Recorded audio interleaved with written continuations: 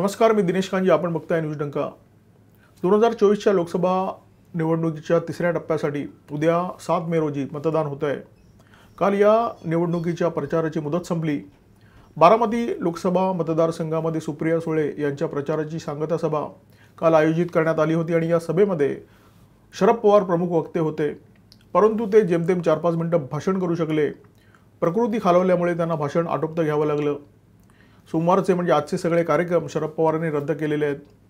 एकूणच बारामतीची निवडणूक सुप्रिया सुळे यांच्यासाठी थोडी कठीण झाल्यामुळे शरद पवारांना नेहमीच्या तुलनेमध्ये जरा जास्तच दगदग करावी लागली आणि एकूणच या निवडणुकीबाबत जी भाकितं वर्तवण्यात येत आहेत ती इंडिया आघाडीच्या बाजूची नाही आहेत आणि बारामतीच्या बाजूची तर अजिबातच नाही आहेत. महाराष्ट्रातील 11 जागांवर उद्या मतदान होत आहे. शरद पवारांचा पक्ष या निवडणुकीमध्ये 10 जागा लढवतोय आणि त्यापैकी बारामती, सातारा आणि माढा या 3 जागांवर उद्या मतदान होणार आहे. या व्यतिरिक्त रत्नागिरी, रायगड, सोलापूर, कोल्हापूर, हातकणंगले, लातूर आणि सांगली, धाराशिव या जागांवर सुद्धा मतदान होणार आहे. देशभरामध्ये राजकीय वातावरण तापलेलं असताना उन्हाचा पारा सुद्धा चढतोय. भर उन्हामध्ये राजकीय पक्षांनी सभांचा धडाका लावलेला आहे. पंतप्रधान नरेंद्र मोदी, गृहमंत्री अमित शहा, योगी आदित्यनाथ आणि भाजप नेते उपमुख्यमंत्री देवेंद्र फडणवीस यांनी महाराष्ट्रामध्ये प्रचाराचा धुरळा उडवून टाकलेला आहे. शरद पवारांच्या पक्षाकडे मात्र सध्या एकच स्टार प्रचारक म्हणजे ते स्वतःच असल्यामुळे शरद पवारांना जरा जास्तच मेहनत करावी लागते आहे आणि या उन्हामध्ये प्रचंड दगदग केल्यामुळे शरद पवारांच्या प्रकृतीवर त्याचा परिणाम होण्याची दाट शक्यता होतीच आणि ती शक्यता आता प्रत्यक्षात आलेली आहे. बारामतीच्या खासदार सुप्रिया सुळे आहेत, परंतु अजित पवार गेली 20 वर्ष हा मतदारसंघ सांभाळत आहेत. तळागाळामध्ये त्यांचा संपर्क आहे. अजित पवार यांच्याकडे पक्षाचे कार्यकर्ते आणि पदाधिकारी आहेत. याबाबत जेव्हा शरद पवारांना प्रश्न विचारण्यात आला तेव्हा शरद पवारांनी असं उत्तर दिलं की पदाधिकारी आणि कार्यकर्त्यांपेक्षा माझा जनतेवर विश्वास जास्त आहे. परंतु बहुधा शरद पवारांचा त्यांच्या उत्तरावर विश्वास नसावा आणि त्याच्यामुळे या निवडणुकीमध्ये त्यांनी आपली पूर्ण ताकद पणाला लावलेली आहे. आपली प्रतिभा आणि प्रतिमा या दोन्हीचा शरद पवार या निवडणुकीमध्ये कस पाहतायत. निवडणूक अवघड आहे हे जेव्हा लक्षात येतं, निवडणूक कठीण आहे याचा प्रत्यय येऊ लागतो, तेव्हा राजकीय पक्षाचे नेते भावनिक तडका द्यायला लागतात. बारामतीमध्ये हा भावनिक तडका जरा जास्तच देण्यात आलेला आहे. रोहित पवार एका सभेमध्ये चक्क रडले आणि सुप्रिया सुळे तर ठिकठिकाणी भावनिक आवाहन करतायत. एका सभेमध्ये सुप्रिया सुळे असं म्हणाले की इतके अश्रू वाहून गेलेले आहेत की डोळ्यातून आता पाणीच येत नाही आहे आणि त्यामुळे बारामतीमध्ये भावुक वातावरण जरा घाऊक प्रमाणामध्ये दिसतंय. शरद पवारांची प्रकृती खालावणं हा त्याच भावनिक राजकारणाचा भाग आहे का, त्याच साखळीची एक कडी आहे का, हे काही कळायला मार्ग नाही आहे. परंतु एकूणच आपण जर चित्र पाहिलं तर देशाच्या राजकारणामध्ये, महाराष्ट्राच्या राजकारणामध्ये सहानुभूती आणि भावनिक वातावरण हा खूप महत्त्वाचा फॅक्टर ठरलेला आहे. आकडेवारी हेच सांगते आणि वारंवार सांगते. 1984ची निवडणूक आपल्याला आठवत असेल. या निवडणुकीच्या पूर्वी पंतप्रधान इंदिरा गांधी यांची हत्या झाली होती आणि त्याचे परिणाम 1984च्या लोकसभा निवडणुकीमध्ये काँग्रेसला विक्रमी यश मिळालं. 2019च्या विधानसभा निवडणुकीच्या प्रचारामध्ये शरद पवारांनी पावसात भिजत सभा गाजवली होती. हा सुद्धा सहानुभूती मिळवण्याचा प्रकार होता. या वयात माणूस पावसात भिजत प्रचार करतोय अशी चर्चा घडवण्याचा प्रयत्न होता आणि मराठी माध्यमांनी ही चर्चा बरोबर उचलून धरली होती.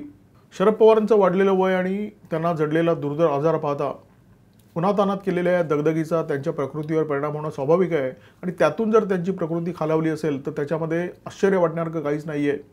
परंतु या परिस्थितीला शरद पवार स्वतः जबाबदार आहेत आणि त्यांच्या त्रासाची 2 कारणं आहेत. एक तर त्यांचा कन्यामोह आणि दुसरं घराणेशाहीवर असलेलं त्यांचं प्रेम. खरं तर बारामतीमध्ये त्यांनी दगदग करण्याचं काहीच कारण नव्हतं, कारण कोणत्याही परिस्थितीमध्ये म्हणजे सुप्रिया सुळे जिंकल्या तरी आणि सुनेत्रा पवार जिंकल्या तरी ही जागा पवार खानदानाकडेच राहणार आहे. ही जागा पवारांच्या घरातच राहणार आहे. फक्त शारीरिक दगदगीमुळे, शारीरिक त्रासामुळे प्रकृती खालावते अशातला काही भाग नाही आहे. अनेकदा मानसिक तणावामुळे, नैराश्यामुळे प्रकृती खालावत असते. राजस्थानामध्ये फलौदी नावाचं एक ठिकाण आहे आणि हे ठिकाण सट्टा बाजारासाठी प्रचंड प्रसिद्ध आहे. एक वेळ वृत्तवाहिन्यांचे जे सर्वे आहेत ते सर्वे तोंडघशी पडतील, परंतु फलौदीचा सट्टा बाजार जो आहे या सट्टा बाजारामध्ये जी बातमी असते ती बातमी खोटी ठरण्याची शक्यता खूप कमी असते. या सट्टा बाजारातून जी बातमी येते ती शरद पवारांसाठी आणि शरद पवारांसारख्या इंडिया आघाडीतल्या नेत्यांसाठी काही चांगली नाही आहे. ही बातमी नरेंद्र मोदी यांच्या बाजूची आहे. ही बातमी भाजपच्या बाजूने जाणारी आहे. फलौदीच्या सट्टा बाजारामध्ये वर्षभर सट्टा लागत असतो, अनेक गोष्टींसाठी लागत असतो. पाऊस कधी पडणार, किती पडणार इथपासून IPLच्या सामन्यामध्ये कोण जिंकणार, कोण हरणार, कोणाचं शतक होणार, कोण किती विकेट घेणार अशा सगळ्या गोष्टींसाठी इथे सट्टा लागत असतो आणि लोकसभा निवडणुका हा तर देशातला खूप मोठा उत्सव. या उत्सवावर इथे सट्टा लागणार नाही असं होऊच शकत नाही. आणि या सट्टा बाजाराचा जो इतिहास आहे तो खूप जुना आहे. किमान 100 वर्ष जुना. इथे जी भाकीतं वर्तवण्यात आली ती क्वचितच खोटी ठरलेली आहेत. त्याच्यामुळे निवडणुकाच्या सर्वेपेक्षा फलोदीचा जो सट्टा बाजार आहे त्याचे जे आकडे आहेत ते जास्त विश्वासार्ह मानले जातात. आणि या सट्टा बाजारांनी जी बातमी दिली आहे ती इंडिया आघाडीतल्या कोणत्याही पक्षासाठी आणि कोणत्याही नेत्यासाठी सुखावणारी निश्चित नाही आहे. या फलोदीच्या सट्टा बाजाराने बातमी दिली आहे की अबकी बार भाजपा 300 पार, म्हणजे भाजपा एकट्याच्या बळावर किमान 300 जागांचा पल्ला गाठेल अशा प्रकारची बातमी या फलोदीच्या सट्टा बाजारातून बाहेर आलेली आहे. आणि त्याशिवाय अनेक जागांचं भाकीत या सट्टा बाजारात करण्यात आलेलं आहे आणि त्याच्यामध्ये बारामतीचं सुद्धा भाकीत करण्यात आलेलं आहे. बारामतीची जागा शरद पवार निश्चितपणे गमावणार अशा प्रकारचं भाकीत फलोदीमधून आलेलं आहे. आणि या सगळ्या बातम्या कदाचित शरद पवारांच्या कानावर आल्यामुळे शरद पवारांची प्रकृती खालावली असण्याची दाट शक्यता आहे. शरद पवारांनी कारण नसताना लेकीची बाजू घेण्यासाठी सुनीलला बाजूला केलं आणि बारामतीमध्ये याचे काही फार चांगले संकेत गेले आहेत अशातली स्थिती नाही आहे. उद्याच्या मतदानामध्ये बारामतीचा मतदार सुप्रिया सुळे यांची कायमची सासरी पाठवणी करणार अशा प्रकारची दाट शक्यता आहे.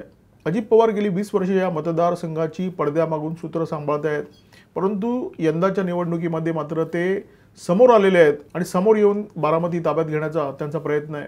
महाराष्ट्रामध्ये तिसऱ्या टप्प्याच्या मतदानामध्ये नेमकं काय घडणार, कोण जिंकणार कोण हरणार याच्याबद्दल तुमचं जे आकलन आहे ते सुद्धा मला ऐकायला आवडेल. कॉमेंट बॉक्समध्ये व्यक्त व्हा. प्रत्येक मतदारसंघाबद्दल तुमचं जे भाकीत आहे ते स्पष्टपणे नोंदवा. ते वाचून तुमच्या मनात काय आहे हे सुद्धा आम्ही जाणून घेण्याचा प्रयत्न करू. न्यूज डंकाच्या या व्हिडिओमध्ये तुर्तास इथेच थांबतो. व्हिडिओ जर आवडला असेल तर लाईक करा, शेअर करा आणि अशाच प्रकारच्या माहितीपूर्ण व्हिडिओसाठी सबस्क्राईब करा आमचं यूट्यूब चॅनल. नमस्कार आणि धन्यवाद. आमचा व्हिडिओ जास्तीत जास्त लाईक करा, शेअर करा आणि आमचं यूट्यूब चॅनल सबस्क्राईब करा. धन्यवाद.